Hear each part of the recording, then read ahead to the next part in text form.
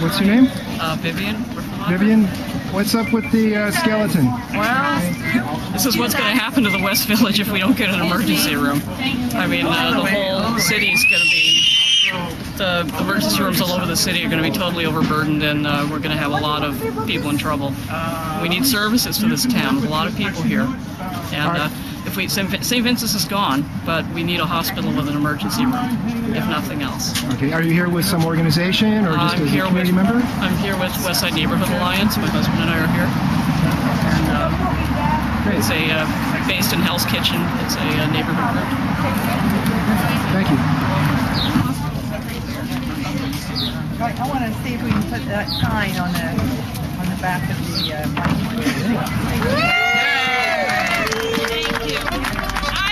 I want to thank Miguel, first of all, for organizing this event, and also thank Miguel for at one of the press conferences we had about the hospital for bringing his daughter and sharing a personal story about how without St. Vincent's emergency room, his daughter might not be with us today. So thank you so much, Miguel, for caring so much about our community.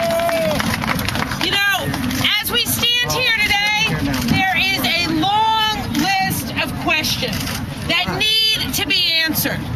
Why is St. Vincent's an entity that has numerous state licenses, that is a 501c3, not-for-profit organization?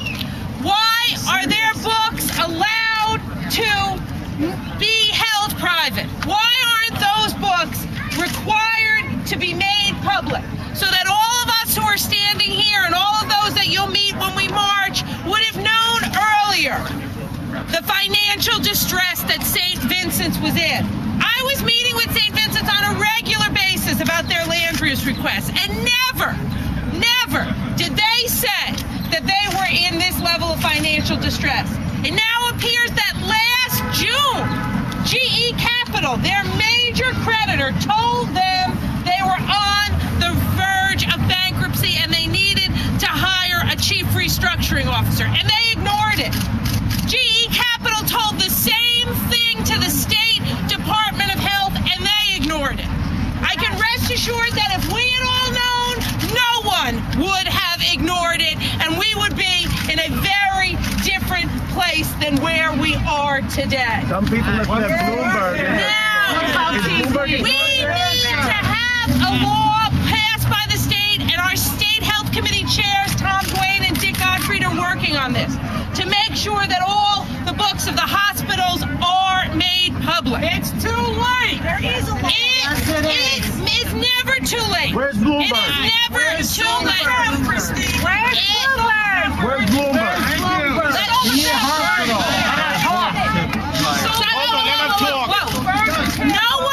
No one sold anybody out.